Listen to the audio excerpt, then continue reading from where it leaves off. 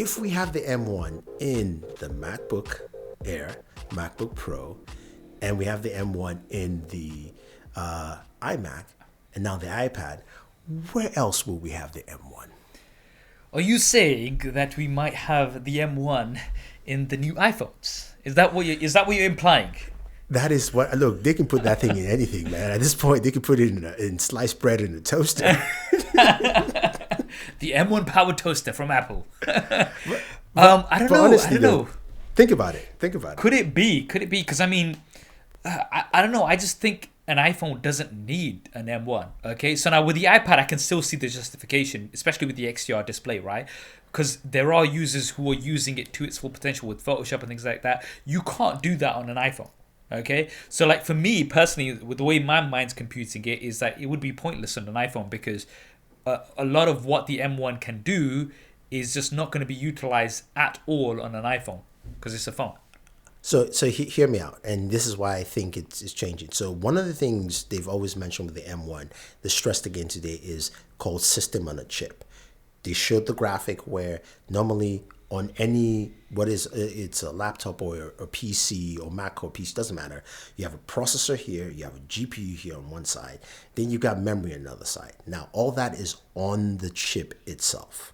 So the CPU, GPU, and memory are all on the same die.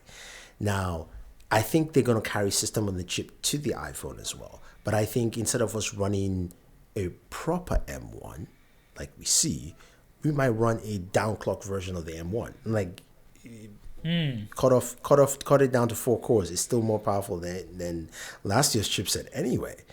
And I think that is what we're going to see, where it allows for them to now keep costs down. Remember, this is Tim Cook. This is Apple. The M1 is going everywhere. The M1 will be everywhere, which means you're putting your chips in the most amount of things, which means it costs you less to make it. And you're going to reach those margins. And that's, to me, makes a lot of sense with it, that the A series developed in the M1. And I think we're going to see, maybe not this year, but we're going to see that delineation now where the M1 is the master build. And then you just go like, we can strip down, we can strip up, we can strip down. Like, it doesn't really matter. Yeah. I mean, let's see. I'm a little skeptical about that coming on. Maybe in maybe next year or the year after. I don't think it's going to be on the iPhone 13. Oh, we're going to get an M1 iPhone.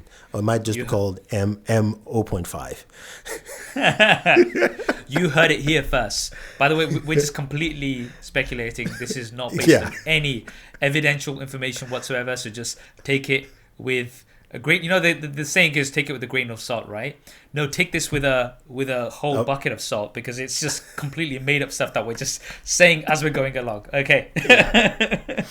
I hope you enjoyed that clip. If you want to hear the full podcast episode, then that will be linked down below. And if you want to see more clips like this, then be sure to subscribe and hit that bell icon so you don't miss them. Thanks for watching. This is Saf on SuperSaf Speaks, and I'll see you next time.